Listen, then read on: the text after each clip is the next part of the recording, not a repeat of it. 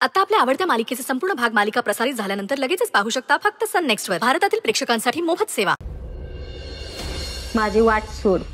माझा हक्क आहे माझ्या भच्चीला भेटायचा.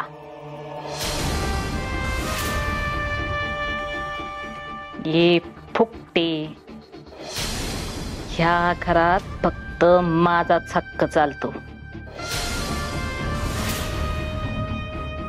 बाहेर पाठी नाही का दिसली? माया सदन, माया सुर्वेचं घरही. तेव्हा तुझ्यासारख्या उपरीनी हित हक्क गाजवायचा नाही. तू अशी ऐकायची नाही. पोलिसात तक्रार केली का नाही की मग जाग्यावर येशील. ए फुकटे, पोलिसात जा नाहीतर कोर्टात जा. माया काय लावलंय हे? घरी आलेल्या पाहुण्यांशी कोणी असं बोलतं का? हो चित्रकार, गप्प बसा तुम्ही. ही आणि माझी पाहुणी हट.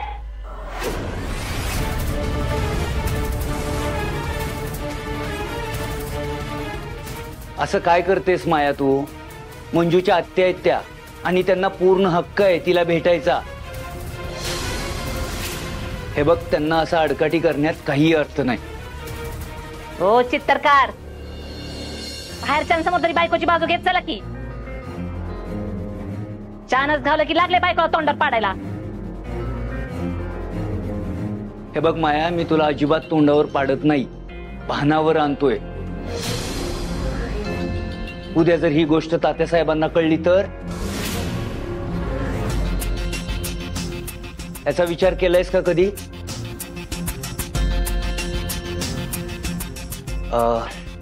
तुम्ही जावा, मंजूला भेटा. वय वय.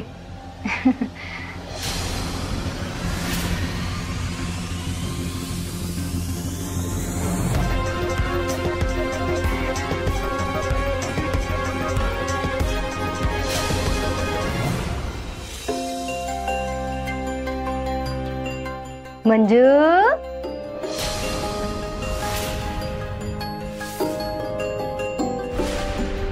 आत्ते, तू इथं काय करतेस? आगे थांब थांब, तू बस, मीच येते. बरी आहेस नव्हता?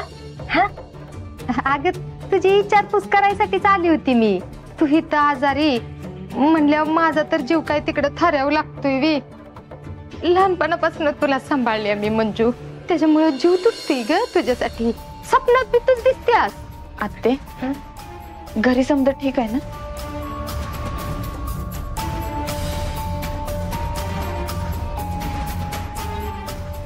बस.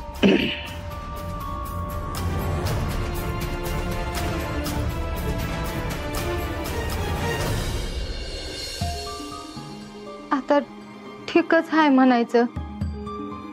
इथं तू अशी आजारी, तिकडं ती सुनंदी तशी. तिचा आजार पण हाय, तिची औषधं आहे, ती घरातला किराणा हाय, लाईट बिल हाय, समजा हाय. काय काय म्हणून करायचं? समजा बघायला लागतंय. म्हणजे एक तर तुझा आतोबा असा मसोबासारखा घरात बसून त्याला नोकरी का फुकरी. मंजू, जगात समजा करता येतय बघ, पैशाचं सोंग नाही घेता येत. चटणी भाकरी होतीच काढायची आल्या आमच्या. हे बघा, हे बघा, ऐका ऐका, जरा तुम्ही शांत व्हा. आत्ता ह्या गोष्टी मंजू समोर नका बोलू. अहो, अशानं तिचा त्रास आणखी वाढेल. प्लीज.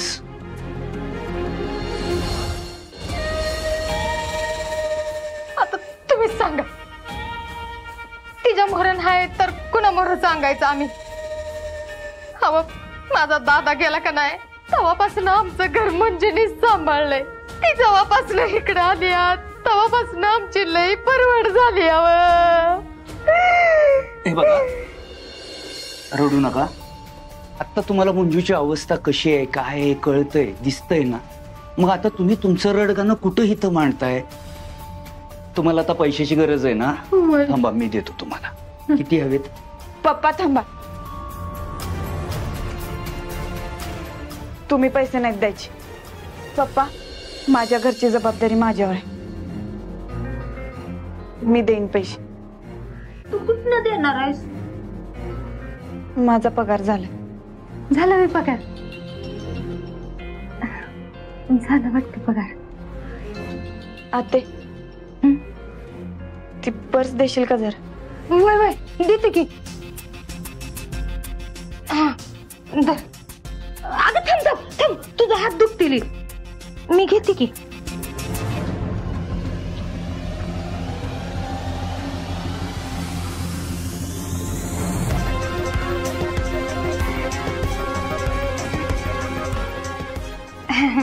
म्हणजे येऊ का मी आता? नाही म्हणजे आता तुला आराम करायचा असेल ना. दादा म्हणलंच होतं तिला अशा अवस्थेत लय त्रास देऊ नका. आता नाही मी तुला लय त्रास देत. झोप निवांत. विश्रांती घे. अगं लय काळजी वाटते तुझी. लय जीव तुटतोय तुझ्यासाठी. पण आता काय करायचं?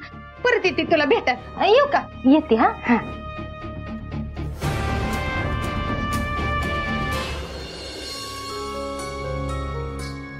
बस बस.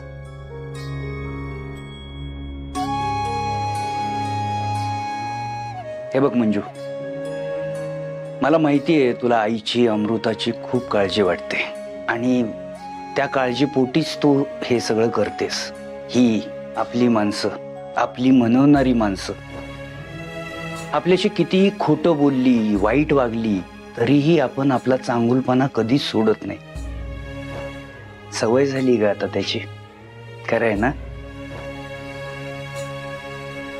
जाऊ दे, तू आता याचा जास्त विचार करू नकोस. आराम कर आणि काळजी घे स्वतःची. काही लागलं तर हाक मारायची. चल येतो.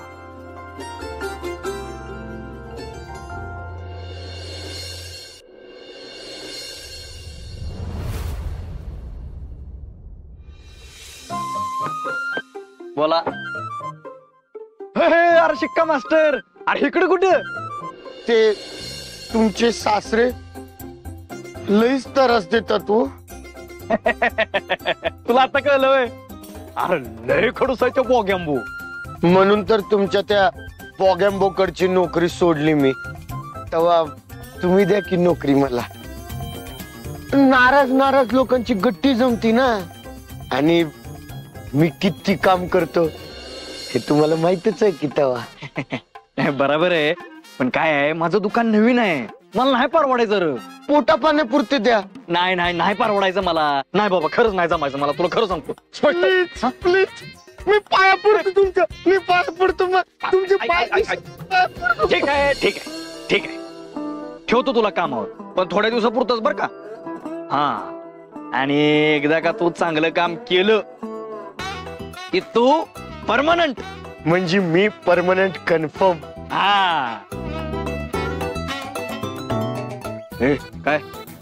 थँक्यू. बर चल, लगेच लाग कामाला. मी जरा जाऊन येतो, तू गिरायक बघ. हा चल चल चल, या आतमध्ये पटकन चल.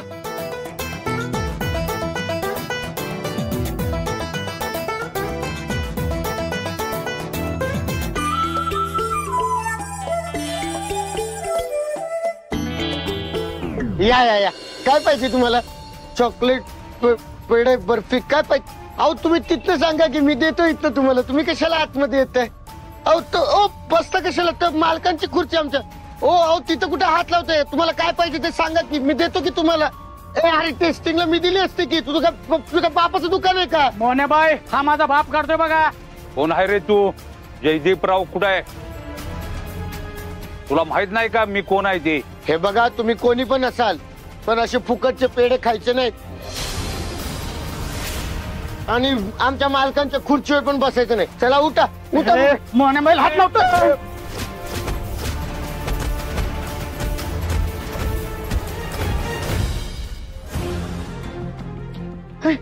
लागलं नाही ना भाऊ? सॉरी बरं का, नवीन पोरगा आहे, आजच रुजू झालाय कामाला, त्यामुळे त्याला माहित नाही. डीजे आपलं स्पेशल गेस्ट आहेत ते. जयदीपराव, धंदा कसा होतोय? चाललाय बरा. बरा? काय जयदीपराव, 15 ऑगस्ट, गोपाळकाला आणि गणपतीत चांगलीच कमाई झाली असत. होय झाली. होय ना? माझा हप्ता देताना लॉस कसा होतो रे?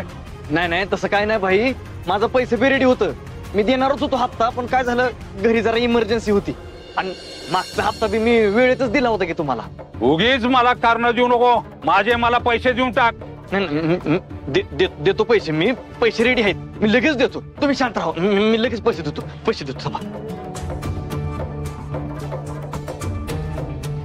देतो झालं.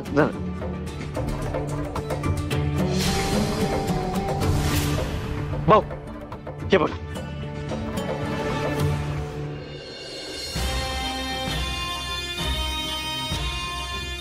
एवढेच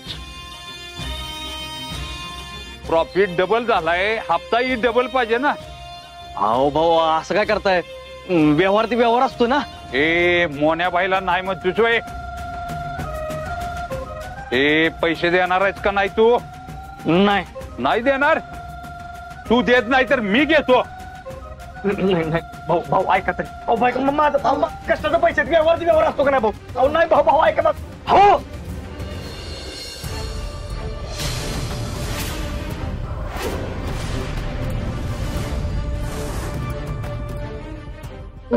आमच्या मोन्या बाहेर ढकलतोस.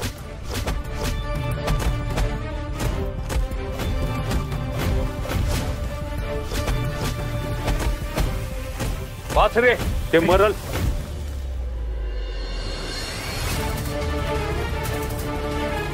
मोन्या बाईला नाही म्हणला ना, आवडलं नाही आपल्याला. बघतोच तुझ्याकडे आता. चला.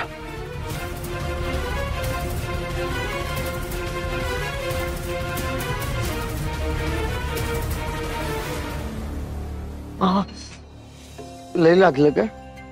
डीजे आता जे काय झालं ती घरी कळू द्यायचं नाही बरं का? का? अरे सत्या दादाला कळलं तर लय राडा होईल.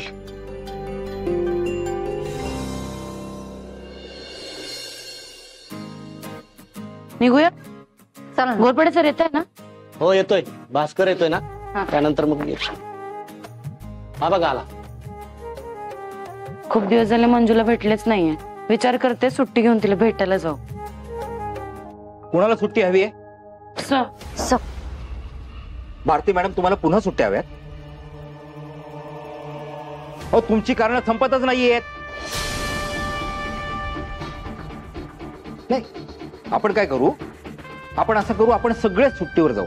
हा कसं आहे, पोलीस नसले ना की गुन्हेगारांना काही अडचणच नाही ना. कसं वाटतंय? मी सगळ्यांना सांगितलं होतं ना की सुट्टीचा विषय काढायचा नाही म्हणून. यात काय समजलं नाही तुम्हाला? आता तरी कामाकडे लक्ष द्या. लिसन केअरफुली. माझ्या एका सोर्सने मला पक्की माहिती दिली की साताऱ्यामध्ये बऱ्याच ठिकाणी अंमली पदार्थांचं मोफत वाटप केलं जात आहे. मला एक कळत नाहीये, आपण प्रत्येक चेक नाक्यावर प्रत्येक गाडी चेक करतो, मग हे अंमली पदार्थ येतात कुठून? अरे गाड्या चेक करता का झोपा काढता?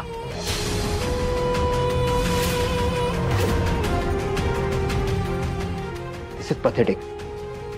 एक टीम मेंबर म्हणून तुमच्यातला प्रत्येक जण एक फेल्युअर आहे, फेल्युअर. सॉरी सर, आम्ही आता जास्तीत जास्त काळजी घेऊ. मग आतापर्यंत सगळं निष्काळजीपणे करत होता. हे बघा, मला या केसमध्ये लवकरात लवकर कुठली तरी मोठी लीड हवी आहे. Yes sir. आणि याच्यात कुणीही हलगर्जीपणा करताना सापडला तर आय वॉर्न यू, त्याला याची खूप मोठी किंमत मोजावी लागेल. I make sure of it. काय खुसपुटे? सर माझं काय? हो काय म्हणजे? लक्ष द्या जरा, जबाबदारी घ्या. Yes sir.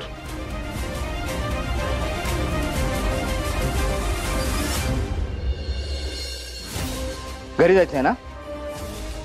निघा निघा.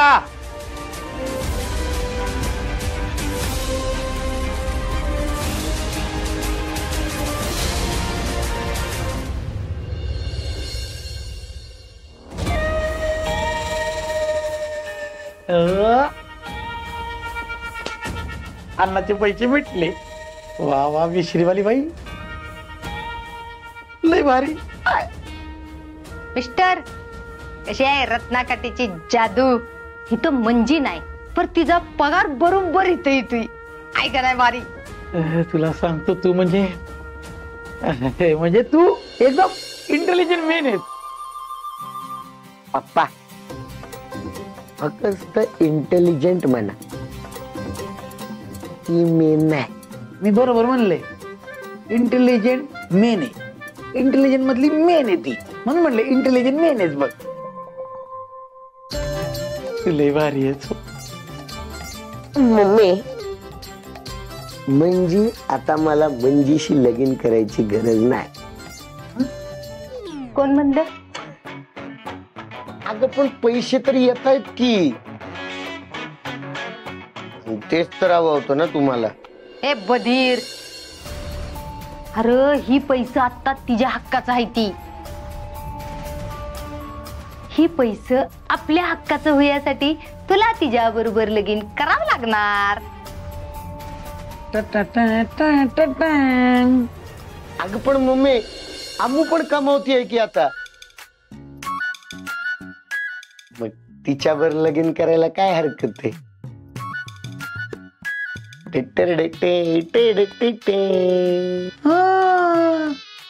बरोबर आहे.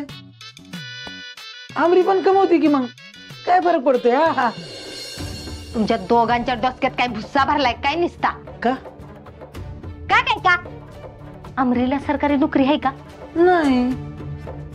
मंजीला सरकारी नोकरी आहे, त्याच्यामुळं थोबाड बंद ठेवायचं. लय अक्कल पाजळायची नाही आपली. हा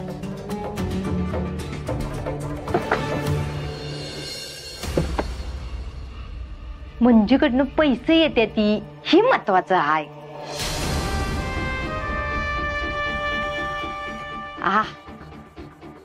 ए आत्ते,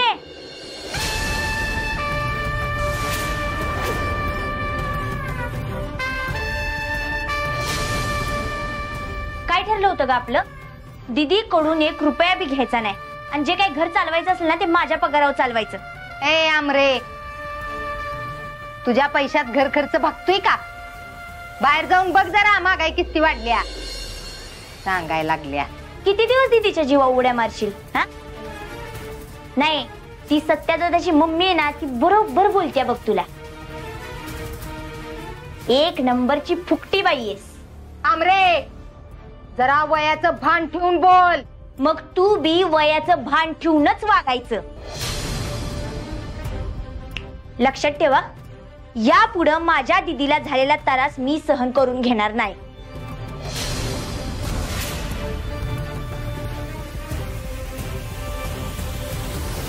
आमरे, तू काय बी कर, जवळ मंजीचं आणि डिजाचं लगीन होत नाही तवर मंजीला त्रास तर होणारच.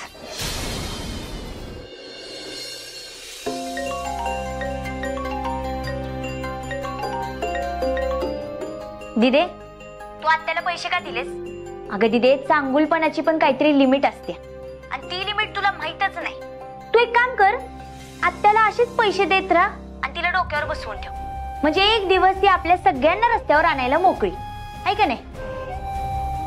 तुला माहितीये का, ह्या तुझ्या अति चांगुलपणामुळे ना कधी कधी मला त्या आत्यापेक्षा तुझाच जास्त राग येतोय. अगं शेवटी घरातच जातात ना पैसे. काय संबंध? सगळे पैसे त्या फुकटीच्या हातात जातायत. तू आणि तुझी आई एकदम सेम आहे बघा. कुणी बी येऊन तुम्हाला सहज गंडवून निघून जाऊ शकते. ते काय नाही, हे मला आधी सत्यदाजींना सांगितलं पाहिजे सगळं. आमरे, सत्याला यातलं काय बी सांगू नकोस. अगं तो रागाच्या भरात काय करेल याचा नेम नाही. अगं मग असू दे की, त्याशिवाय ही अवदसा सुधरायची नाही. तू बघच, सत्यदाजी कसं बरोबर वटणीवर आणतात तिला. आमरे, तुला माझी शपथ आहे, सत्याला यातलं काय बी सांगणार नाहीस. तिथे कशाला का अशा अडकून ठेवतेस? अगं पैसे काय मी सहज नाही दिले, काहीतरी विचार करूनच दिले असतील ना. पण प्लीज तू सत्याला यातलं काय बी सांगणार नाहीस. बरं ठीक आहे, आता काही बोलत नाही, पण तू बी एक गोष्ट लक्षात ठेव, यापुढं त्या आत्याचं मी घरात एक चालून देणार नाही. ठीक आहे.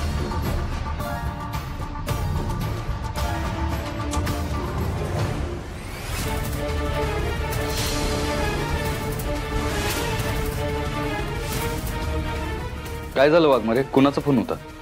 अमृताचा. नवीन जॉब मुळे अभ्यासाला वेळ मिळत नाही, त्यामुळे टेन्शन घेतली होती. अहो हुशार आहे ती, तिला म्हणावं टेन्शन नको घेऊ, हा करल ती मॅनेज. आणि तुम्ही अशा उभ्या नका राहत जाऊ. हे घ्या, बसा इथं, बसा.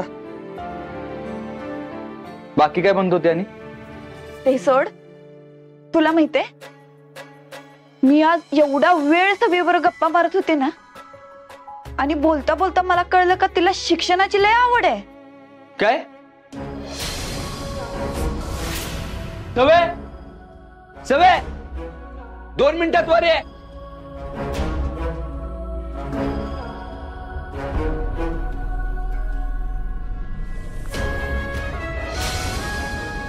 काय झालं? काय ग वाघमाऱ्यांना काय सांगितलंस तू? तुला शिकायचंय म्हणून सांगितलंस? सवय काय विचारतोय मी? तू असं सांगितलंस का वाघमाऱ्यांना? होय. एवढी वर्ष तुला बहीण म्हणून मी सांभाळलं, मग हे सगळं तू माझ्यासमोर का नाही बोललीस? हीच किंमत ठेवलीस का या सत्यदादाची? अरे तसं नाही दादा, ते